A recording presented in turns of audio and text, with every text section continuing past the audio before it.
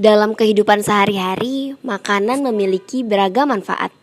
Keberadaannya tidak hanya sebagai sumber energi bagi setiap individu untuk beraktivitas, bekerja, belajar, dan bermain saja. Namun, makanan juga tentu menentukan kualitas kesehatan setiap orang. Artinya, apa yang terkandung dalam makanan seperti karbohidrat, protein, lemak, vitamin, dan mineral merupakan sumber gizi yang sangat dibutuhkan oleh tubuh.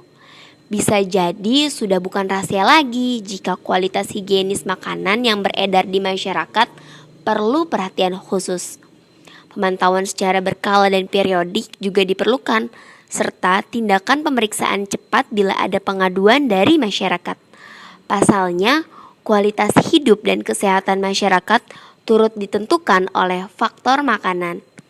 Dan di video kali ini, Dinda dan Teguh akan menjelaskan tentang kualitas produk, di mana akan dijelaskan bagaimana caranya membuat produk yang higienis, serta bagaimana caranya agar produk kita dapat berlabel halal. Yuk simak videonya. Hai, Assalamualaikum. Terima kasih udah menonton video ini. Di sini Dinda bakal jelasin tentang apa itu higienis. Nah, higienis adalah upaya kesehatan dengan cara memelihara dan melindungi kebersihan subjeknya, seperti mencuci tangan dengan air bersih dan sabun untuk melindungi kebersihan tangan. Selain itu, terdapat 6 prinsip makanan dan minuman yang higienis, yaitu pemilihan bahan makanan, penyimpanan bahan makanan, pengolahan makanan, penyimpanan makanan masak, pengangkutan makanan, dan penyajian makanan. Kita bahas satu-satu ya.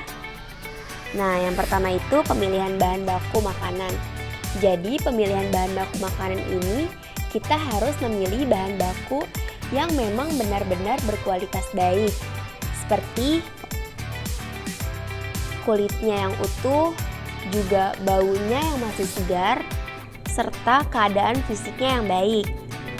Juga kalau misalkan air yang digunakan itu harus memenuhi syarat kualitas air minum, seperti tidak berasa, tidak berbau dan berwarna, serta tidak keruh.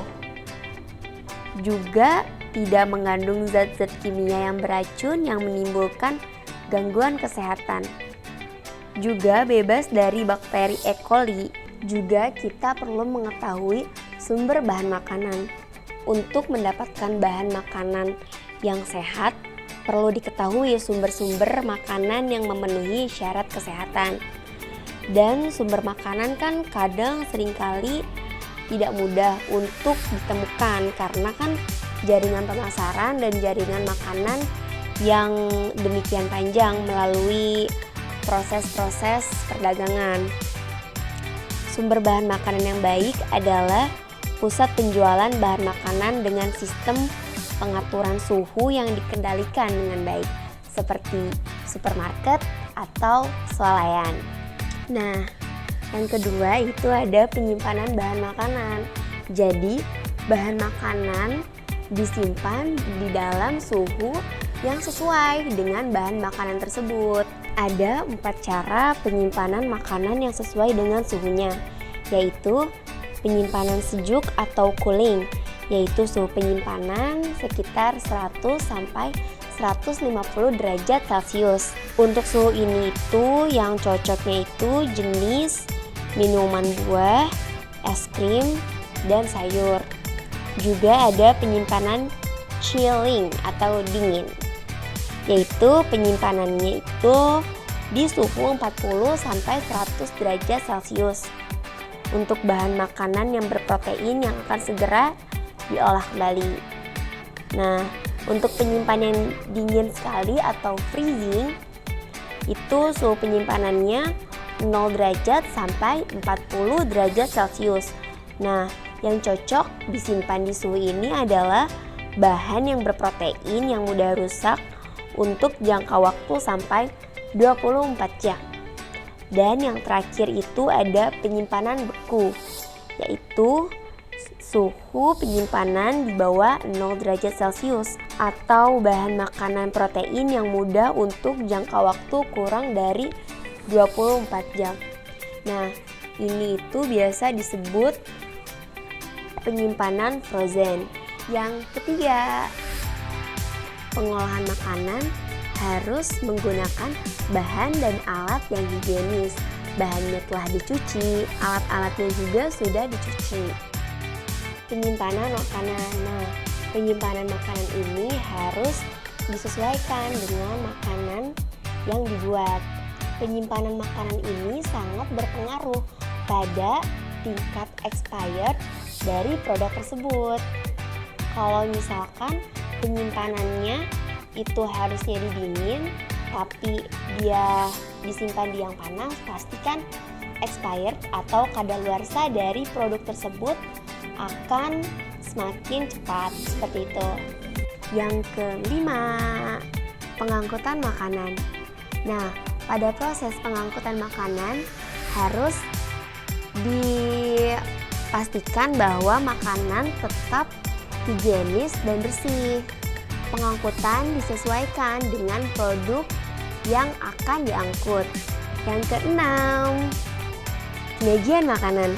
Nah, penyajian makanan yang menarik akan memberikan nilai tambah khusus bagi produk tersebut. Teknis penyajian makanan untuk konsumen itu memiliki berbagai cara, asalkan memperhatikan kaidah higienis dan sanitasi yang baik. Juga penggunaan pembungkus atau packing itu harus dalam keadaan yang bersih dan tidak berasal dari bahan yang dapat menimbulkan racun. Bahan yang disajikan pada tempat yang bersih, peralatan yang digunakan bersih, sirkulasi udaranya juga dapat berlangsung. Juga penyajian berpakaian bersih dan rapi, menggunakan tutup kepala dan celemek. Tidak boleh terjadi kontak langsung dengan makanan yang disajikan. Sekian dari saya, terima kasih. Selanjutnya akan dipresentasikan oleh Kang Teguh. Assalamualaikum warahmatullahi wabarakatuh. Saya Teguh Aditya Anwar ingin mempresentasikan tentang penyuluhan kualitas produk dari segi kehalalan ya, untuk melaksanakan tugas KKN tematik interaktif Unsika Singapura Masa Karawang. Jadi penyuluhan kualitas produk untuk label halal menurut LPPOM MUI.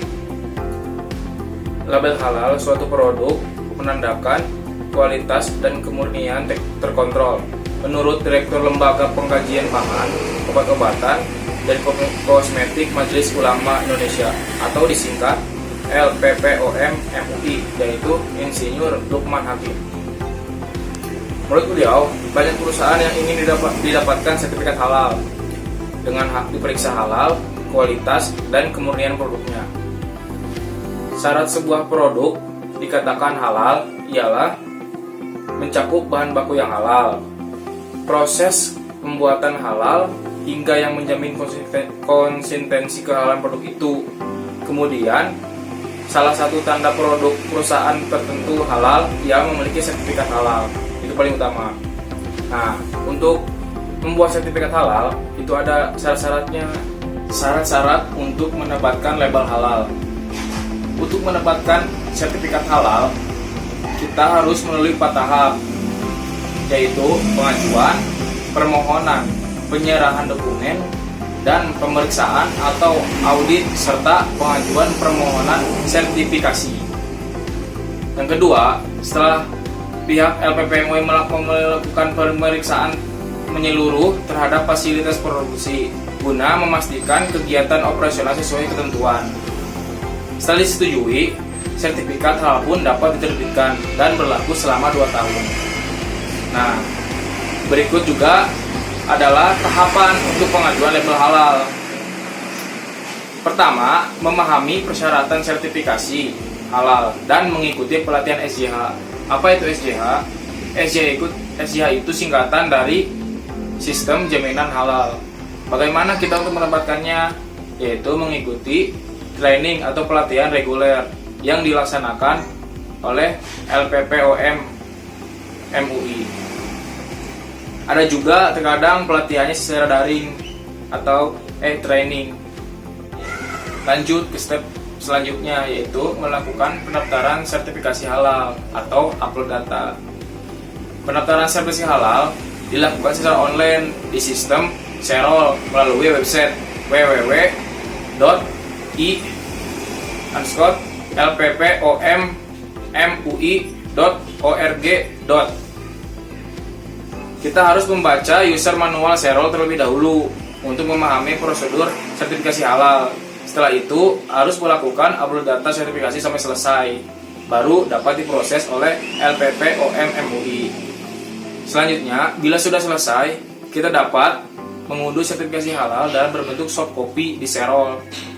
Sertifikasi halal yang asli dapat diambil di kantor LPPOM MUI Jakarta dan dapat juga dikirim ke alamat perusahaan halal berlaku selama 2 tahun.